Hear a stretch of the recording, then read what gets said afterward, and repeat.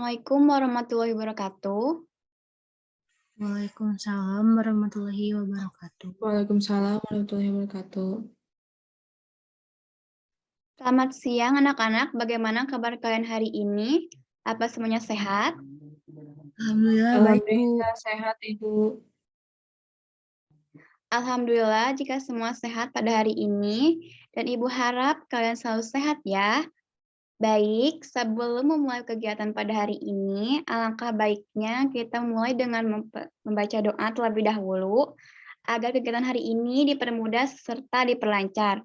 Baik, siapa di antara kalian yang bersedia bermimpin doa? Saya Ibu. Baik, silakan Kirana mulai. Baik, Bu. Teman-teman, sebelum melaksanakan kegiatan pada hari ini, alangkah baiknya kita membaca doa terlebih dahulu. Membaca doa dalam hati mulai.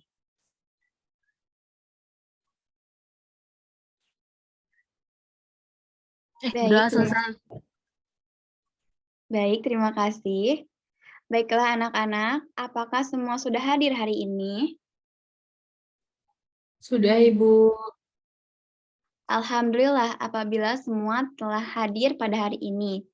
Dan Ibu berharap sekali kalian selalu sehat dalam belajar serta memperhatikan semua materi yang akan Ibu sampaikan. Tidak lupa juga apabila ada yang tidak dipahami, silahkan tanyakan, jangan hanya diam seperti pepatah mengatakan. Malu bertanya, sesat di jalan. Jadi, apapun yang akan kalian tidak pahami, silahkan tanyakan. Minggu kemarin, kalian telah belajar dengan begitu baik dan aktif. Apakah ada yang masih ingat minggu kemarin membahas mengenai apa? Ingat, Ibu. Mengenai teks iklan, slogan, dan poster, Bu. Ya, betul sekali, Sesha. Terima kasih ya. Nah, sekarang kita akan membahas mengenai pidato persuasif. Pasti kalian sudah tidak sabar kan? Akan tetapi sebelum memulai materi, Ibu akan bacakan kompetensi dasar, kompetensi inti, serta indikator pencapaian kompetensi. Terlebih dahulu ya. Baik, ada kompetensi inti. Yang pertama, menerapkan ajaran agama yang dianut. Kedua, menerapkan dan mengamalkan perilaku jujur, sopan, santun, disiplin, tidak malas-malasan, rajin belajar, patuh terhadap guru, bertanggung jawab, saling menghormati dan menghargai, memiliki respon yang baik, berpendapat, serta berinteraksi secara aktif dan efektif. Yang ketiga, ada memahami, menerapkan, mempraktikkan, menganalisis pengetahuan faktual. Yang terakhir, mampu mempraktikkan. Kompetensi dasar, ada pengetahuan yang dimana menilai pesan yang dapat diambil dari pidato yang disampaikan. Terus ada keterampilan, mengungkapkan kembali pesan yang dapat diambil dari pidato yang disampaikan dalam teks pidato secara tertulis. Selanjutnya, ada indikator pencapaian kompetensi. 311 menjelaskan pengertian pidato, 312 merumuskan unsur-unsur teks pidato, 313 membuat teks pidato, 411 mengidentifikasi hal-hal penting apa saja yang terdapat di dalam pidato. 412 menyampaikan kembali hal-hal atau pesan yang disampaikan dalam teks pidato. 413 mempraktikkan atau membacakan teks pidato yang telah dibuat oleh individu. Baik anak-anak, sekarang perhatikan PPT yang sudah Ibu paparkan di depan ya. Ibu harap kalian dapat menyimak dengan baik materi hari ini. Jangan lupa siapkan alat tulis untuk mencatat hal-hal yang kalian anggap penting. Nah, Baik, Ibu. apa itu pidato? Di sini ada pengertian pidato secara umum. Pidato adalah sebuah kegiatan berbicara di depan orang banyak. Pidato dilakukan dengan menggunakan bahasa yang baik dan dapat diterima oleh pendengar. Umumnya, orang yang melakukan pidato akan menyampaikan gagasannya kepada orang lain atau pendengar. Selain itu, pidato adalah pengungkapan pikiran dalam bentuk kata-kata yang ditujukan kepada orang banyak untuk menyatakan selamat, menyambut kedatangan tamu, memperingati hari-hari besar tertentu, dan berbagai bentuk kegiatan lainnya. Selanjutnya di sini ada 3 definisi menurut ahli. Ibu akan menunjuk 2 orang untuk membacakan definisi yang terpaparkan. Nah, dimulai dari Nisa, membacakan definisi ahli pertama dan kedua, lalu dilanjut oleh Sesa yang membaca definisi ketiga ya. Boleh silakan kepada Nisa untuk menyalakan mic-nya. Baik, Ibu, terima kasih banyak atas kesempatannya. Definisi menurut M.H. Abdurrahman berpendapat bahwa pidato adalah sebuah kegiatan berbicara di depan umum. Pidato dilakukan untuk menyampaikan sebuah pendapat atau uraian. Menurut Syam, pidato adalah teknik berbicara. Pidato akan dilakukan dengan menggunakan kata-kata atau bahasa yang efektif. Terima kasih, Ibu.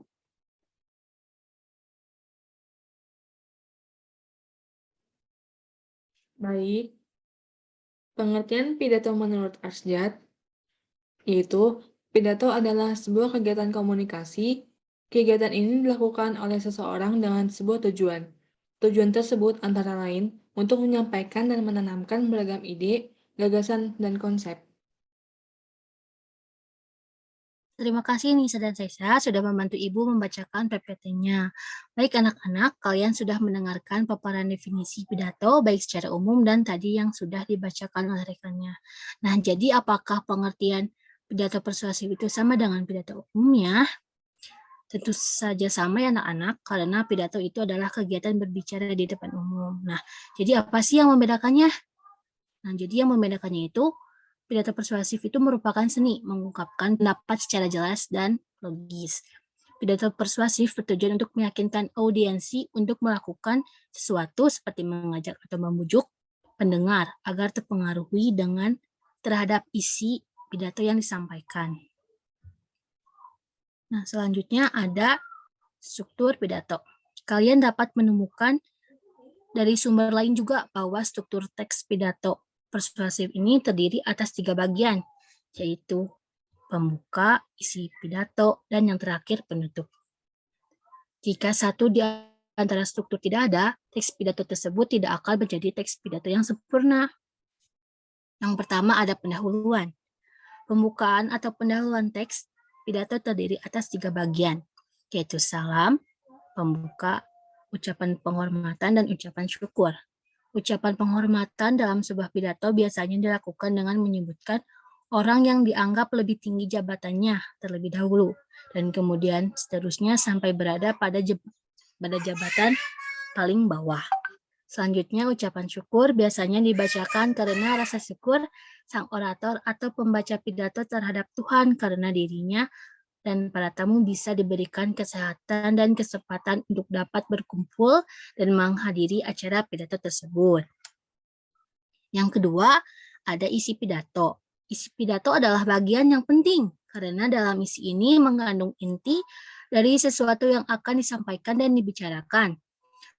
Pada bagian ini, sang orator akan menjelaskan secara detail dan jelas mengenai apa yang disampaikan kepada para pendengar. Nah, yang ketiga ada penutup pidato persuasif. Penutup pidato adalah akhir dari sebuah pidato. Pidato yang baik biasanya berisi kesimpulan secara ringkas dari materi yang dijelaskan. Permintaan maaf kepada pendengar jika ada salah dalam berkata dan juga menyinggung pembaca dan salam penutup. Sampai struktur pidato, apakah ada yang ingin ditanyakan? Baik, jika tidak ada, kita lanjutkan mengenai teks kebahasaan. Nah, mungkin di antara kalian bertanya, Ibu, apa sih kaidah kebahasaan itu? Atau kenapa sih harus pakai kaidah kebahasaan? Nah, anak-anak, kaidah kebahasaan itu merupakan aturan-aturan atau pedoman dalam merangkai dan menggabungkan unsur-unsur yang terdapat dalam suatu bahasa, baik dalam konteks lisan maupun tulisan. Nah, tujuannya itu agar kita dapat membuat tulisan dengan baik atau sesuai dengan aturan yang berlaku. Begitu, paham anak-anak? Nah, di sini ada 9 kebahasaan. Yang pertama, bersifat mengajak dan memengaruhi. Kedua, dicirikan dengan adanya kata-kata persuasif atau bujukan seperti ayo, mari, dan mendapat imbuhan lah. Yang ketiga diakhiri dengan tanda baca seru. Yang keempat memuat sejumlah pendapat dan fakta. Yang kelima, Yang keenam, dalam teks pidato persuasif banyak menggunakan kata ganti kita sebagai tanda bahwa tidak ada pembeda antara penulis dan pembaca. Dengan begitu, rujukan terhadap pembaca atau pendengar akan lebih kuat. Yang ketujuh, membangun kalimat yang bersifat membangun. Yang kedelapan, menggunakan intonasi yang baik yang dapat mempersuasi para pendengar. Dan yang terakhir, lafal harus jelas.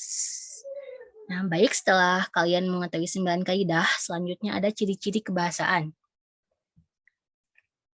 Nah, tolong perhatikan ya anak-anak. Yang pertama, ada kalimat aktif. Penggunaan kalimat aktif ini merupakan sebuah kalimat yang memiliki subjek aktif dalam melakukan kegiatan atau aktivitas tertentu. Bisa dilihat, kalimat aktif ini terdapat pada kalimat ini nih. Sampai sini ya. Nah, kalimat aktif di sini terdapat pada kalimat saya akan membahas. Membahas memiliki arti dalam kelas verba atau kata kerja sehingga membahas dapat menyatakan suatu tindakan, keberadaan, pengalaman, atau pengertian dinamis lainnya. Nah, yang kedua ini, di sini siapa yang bisa menunjukkan atau menemukan kalimat aktif pada pidato yang terpaparkan? Boleh langsung rasain ya. Jika tidak ada, Ibu akan menunjuk. Nisa bisa berikan mana kalimat aktif pada pidato di salin dia. Baik, Ibu. Terima kasih. Sebelumnya, saya menemukan kalimat aktif pada paragraf kelima, yaitu intinya menghindari segala hal dari penyakit yang membahayakan. Menghindari merupakan suatu tindakan, menjauhkan diri dari mengelak, atau supaya terlepas dari. Baik, itu saja pendapat dari saya. Terima kasih, Ibu. Ya, terima kasih Nisa. Benar ya yang disebutkan oleh Nisa. Jadi kalimat aktif ini sebuah kalimat yang memiliki subjek aktif dalam melakukan kegiatan atau aktivitas tertentu. Kedua ini ada penggunaan kata sapaan. Ada bagian pendahuluan pidato. Digunakan kata sapaan sebagai ucapan penghormatan. Dalam sebuah pidato biasanya dimulai dengan menyebutkan orang yang dianggap lebih tinggi jabatannya terlebih dahulu dan kemudian seterusnya sampai dengan jabatan yang paling bawah. Nah, seperti yang di awal ini yaitu Bapak dan Ibu guru. Biasanya suka ada kepala sekolah disebutkan atau lainnya. Nah, selanjutnya ada penggunaan kalimat persuasif. Kalimat persuasif adalah kalimat yang isinya mengajak seseorang untuk melakukan sesuatu. Nah, di sini Ibu akan menunjuk satu orang yang untuk menemukan kalimat ajakan. Di sini Ibu akan menunjuk Sesa untuk menyebutkan kalimat ajakan yang terdapat dalam pidato. Terima kasih, Ibu. Saya menemukan kalimat persuasif pada paragraf 5, yaitu diawali dengan kata mari. Marilah kita menjaga kesehatan diri masing-masing. Oleh karena itu, marilah kita jaga kesehatan, menjaga imun tubuh biar tetap kuat, olahraga yang teratur, makan yang bergizi. Baik, itu saja pendapat dari saya, Ibu. Wah, betul ya yang dikatakan oleh Sesa. Kalimat persuasif biasa digunakan dalam bahasa-bahasa iklan, slogan, himbauan, dan lain-lain. Biasanya sering menggunakan kata-kata persuasif, diantaranya ialah ayo, marilah, dan lain-lain. Kalimat persuasif ditulis dengan sangat menarik, bahkan diberi rima yang sehingga orang-orang membacanya pun akan selalu mengingatnya. Ya, sekali lagi terima kasih Sesa. Nah, yang keempat ada kosakata emotif. Kosakata emotif merupakan sebuah kosakata yang berhubungan dengan perasaan yang bisa membuat para pendengar tersentuh. Nah, kalimat ini terdapat di kalimat ini ya. Maaf. Sini ya. Apa yang kalian rasakan jika mendengar virus menyebar ke seluruh dunia dengan cepat? Pasti kalian akan merasa takut ataupun was-was ya jika mendengar kata virus akan menyebar dengan cepat. Nah, lalu ada kalimat antonim. Kalimat antonim ini merupakan bentuk kata yang berlawanan makna dengan kata lain, contohnya pro dan kontra. Nah, yang ketujuh itu ada kata benda abstrak. Kata benda abstrak ini merupakan sebuah kata benda yang tidak ada wujudnya atau sebuah benda yang tidak bisa dilihat oleh mata. Nah, kalimat abstrak ini terdapat di awal ya dalam kalimat sehingga kita dapat merasakan nikmatnya yang begitu banyak. Nah, karena nikmat hanya bisa dirasakan, maka itu adalah kata benda abstrak. Baik anak-anak, setelah memahami definisi struktur, ciri, dan kaidah kebahasaan, kalian sudah bisa membuat pidato sesuai dengan langkah-langkahnya. Apa saja sih langkah-langkah menulis teks pidato persuasif itu? Nah, bisa dilihat anak-anak, ada 5 langkah dalam menulis pidato. Yang pertama itu, menentukan tema atau pokok pidato. Yang kedua, menentukan tujuan pidato. Yang ketiga, menyusun kerangka pidato. Yang keempat, mengumpulkan bahan-bahan yang dibutuhkan. Yang kelima, mengembangkan kerangka pidato menjadi naskah atau teks pidato dengan menggunakan kata kalimat yang menarik, mengajak, dan mudah dipahami. Dalam penyusunan teks pidato persuasif, terdapat aturan-aturan lain, karena dalam menulis pidato persuasif, dibutuhkan persiapan yang matang dan penguasaan materi yang baik. Di antaranya, yang pertama itu, ketahui dan pelajari topik yang akan disampaikan. Lakukan kajian sebanyak mungkin hal-hal yang berkaitan dengan topik tersebut. Yang kedua, pastikan tujuan yang ingin dicapai dapat dipahami dan sesuai dengan urgensi topik. Yang ketiga, pelajari siapa audiensi yang akan mendengarkan pidato. Setiap audiensi memiliki kebutuhan tersendiri.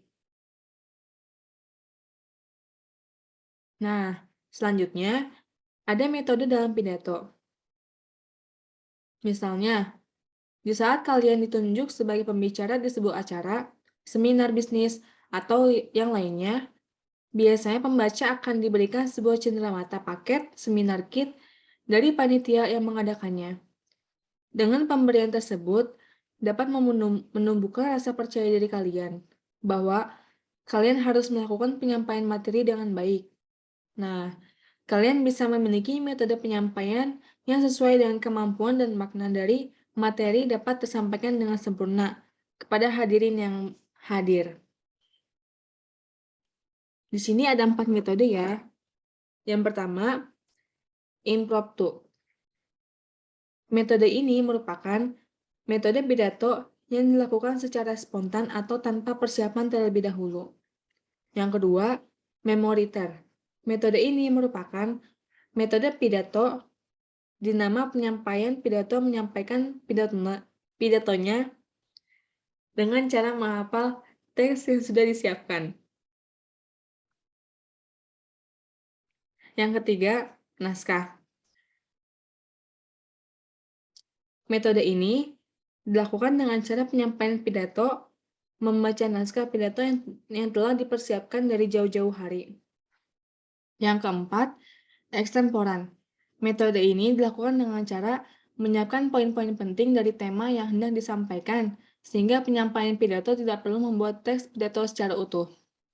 Nah, alhamdulillah nih, pembahasan materi pidato sudah selesai ya. Sampai di sini ada yang ingin ditanyakan tidak? Baik, Tidak. jika tidak, ya.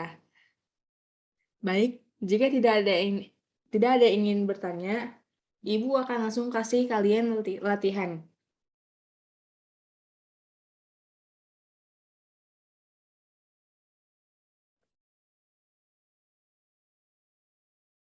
Nah, di sini Ibu akan memberikan 5 soal yang mudah ya, anak.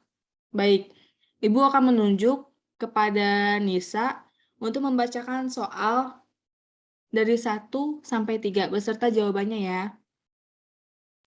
Baik Ibu, terima kasih atas kesempatannya. Nomor 1, salah satu tujuan berbicara adalah jawabannya A, meyakinkan orang lain. Yang nomor 2, banyak sarana yang bisa digunakan dalam meyakinkan orang lain, salah satunya adalah dengan jawabannya C, berpidato. Nomor 3, berikut ini yang tidak termasuk ke dalam list teks pidato persuasif adalah 3, D, mendongeng. Terima kasih, Ibu. Baik, Nisa. Terima kasih ya. Jawabannya benar semua. Oke, sisa 2 jawaban lagi. Ibu akan menunjuk kepada Kirana. Ya baik, nomor 4, jenis pidato yang dapat disampaikan secara tertulis atau lisan adalah pengertian dari teks pidato jenis A. Sambutan. Nah, yang nomor 5, perhatikan kalimat berikut. Sekolah kita akan melaksanakan program penyuluhan dengan kenakan remaja. Pelaksanaan program ini melibatkan narasumber dari pihak kepolisian. Pembedaan atau nominalisasi dalam teks di atas ditandai dengan kata B. Pelaksanaan. Baik, terima kasih Ibu. Baik, Kirana. Kalian semua menjawabnya dengan benar ya.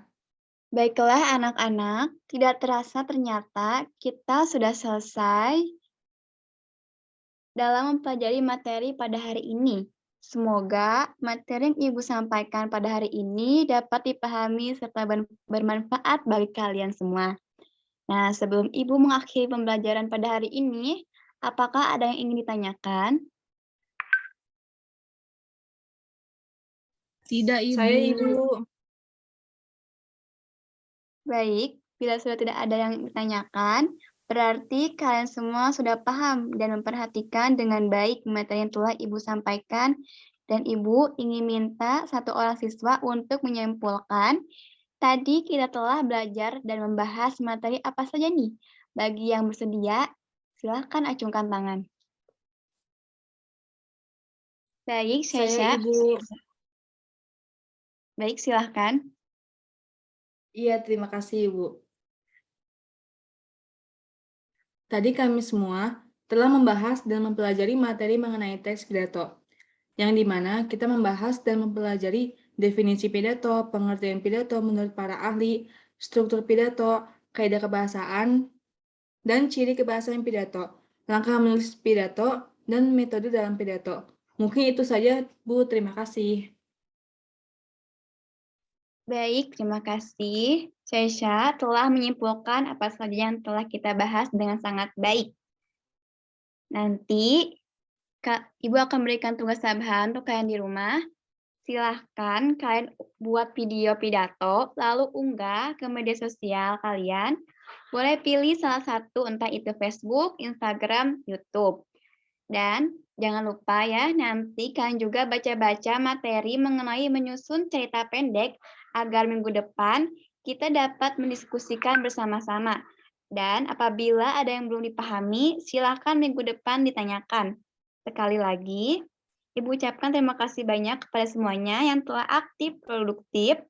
Jaga kesehatan kalian ya.